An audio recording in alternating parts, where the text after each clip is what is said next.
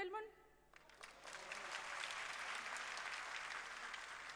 Mendova se do ma rëzonte tezën, po jo, edhe ajo hy në kategorinë atyre njerëzve që nuk të lë, së jep shansin të thuash moj Belma, këtu e pate gabim.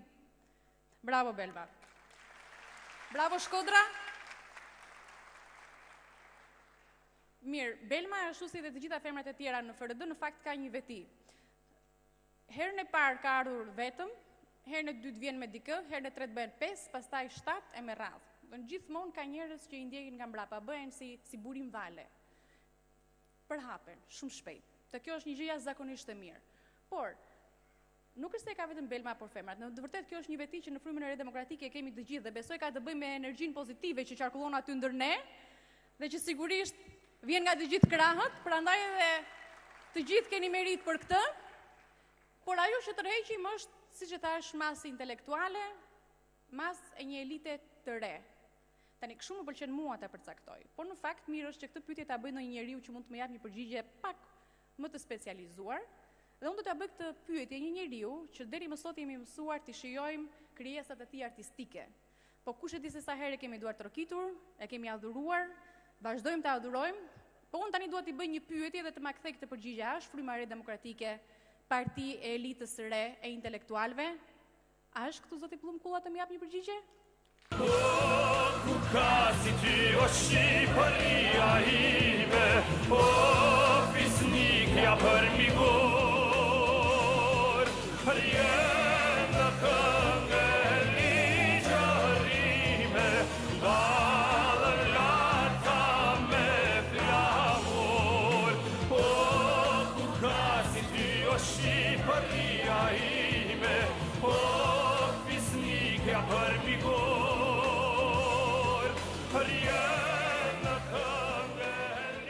Besoj se do të jap përgjigjen e Elvirës.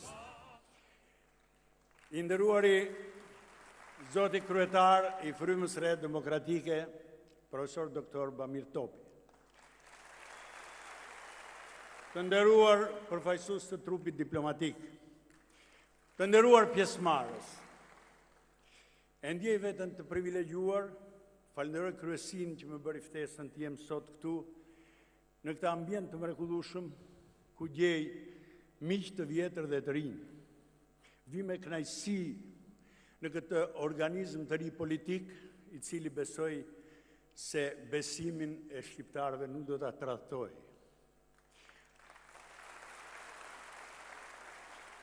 Jemi këtu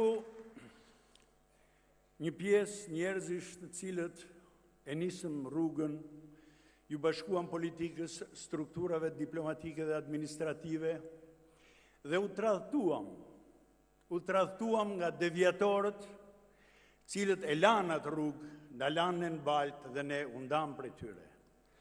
Unë uroj që Fryma e Re Demokratike të ketë një sukses në zgjedhjet e 23 qershorit dhe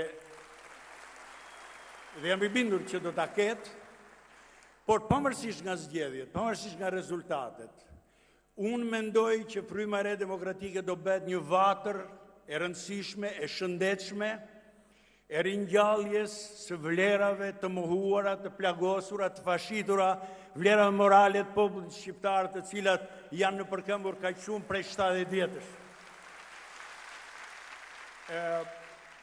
Nuk duhet ta zgjas më shumë sepse fjalimet që u thanë ishin në këtë frymë të tëra këto që u përmendën këtu. Unë për këtë ditë përgatita shkurt e mirë, duke qenë si banor i largët, me mira kilometra, por asnjë sekond larg problemeve të Shqipërisë. Kam përgatitur një sër penelatash, si një lloj mezeje të kuzhinës time të zakonshme, nëse më njihni, dhe do t'ua lexoj këtu.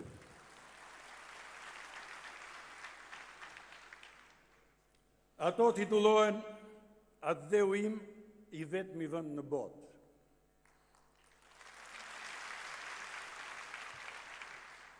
Atë dheu im është i vetmi vend në botë ku udhëheqësin e duan më shumë se udhën. Atë dheu im është i vetmi vend ku njerëzit u këndojnë këngë dhe himne dashurie udhëheqësve që në të gjallë të tyre, dhe udhëheqësit shkojnë mes rafsotëve me buzë në gas dhe të veshur me antiplum.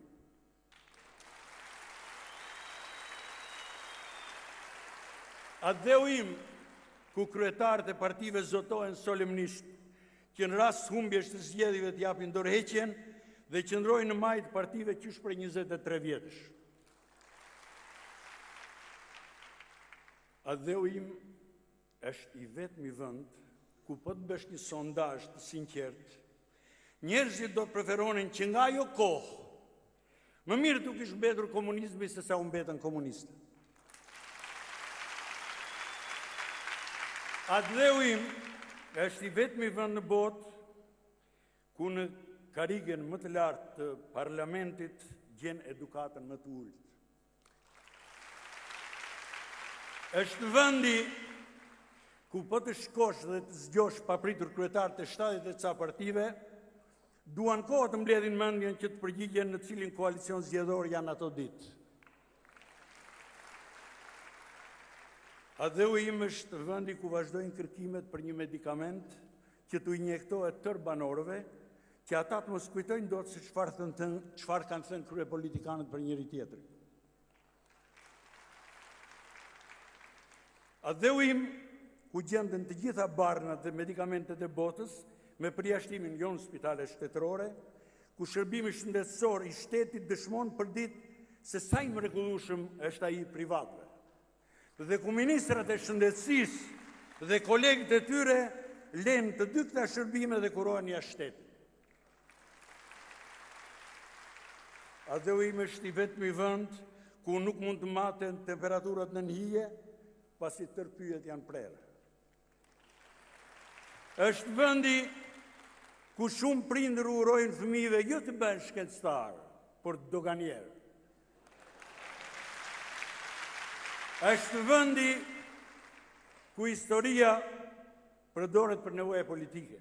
Dhe në çdo 8 vjet shkollat marrin tekste të rinj të historisë, në të cilat nazistët largohen nga Shqipëria herë 28 dhe herë 29 nëntor.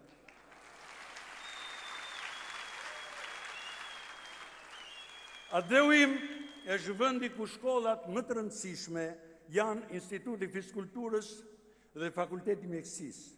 Se studentët nuk shkojnë atje për të bërë trajner, pediatër dhe kardiolog, por ministra dhe kryeministra dhe vitet që vinë premtojnë që fatet e vendit të jenë në duart e boksierëve. Është vendi ku numri turistëve vizitor është propaganda më banale dhe ky numër fryhet dhe fryhet edhe me pilotët e huaj dhe shoferët e autobusëve që flenat natë në Shqipëri. Të kesh 4 valigje matan trarit, kufirit, dhe të shkosh t'i sjellësh një nga një, të numërojnë për 4 turistë.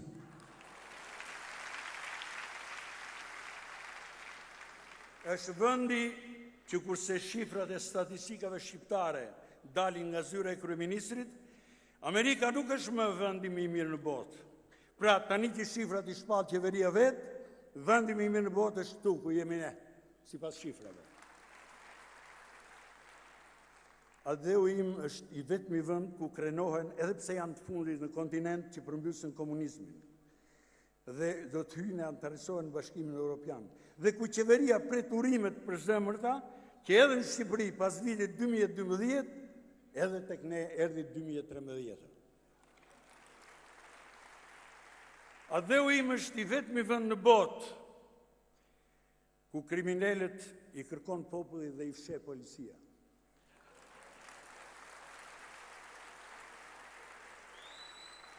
Atë dheu im është i vetmi vend ku sigurimi i lëvizjes së lirë u prishte punë skafeve dhe kur u arrit lëvizja e lirë, skafet pa të mbaruar punë me dëbimet masive të shqiptarëve. Dhe së fundi, lem të huazoj dhe të përshtas një shprehje të një poeti fqinj, një shprehje poetike. Atë dheu im është ai ku që të tërë njerëzit duan të jetojnë në një vend tjetër, por duan që ai vendi tjetër të jetë këtu, në Shqipëri. Faleminderit. Ku ka si ty o Shqipëria ime,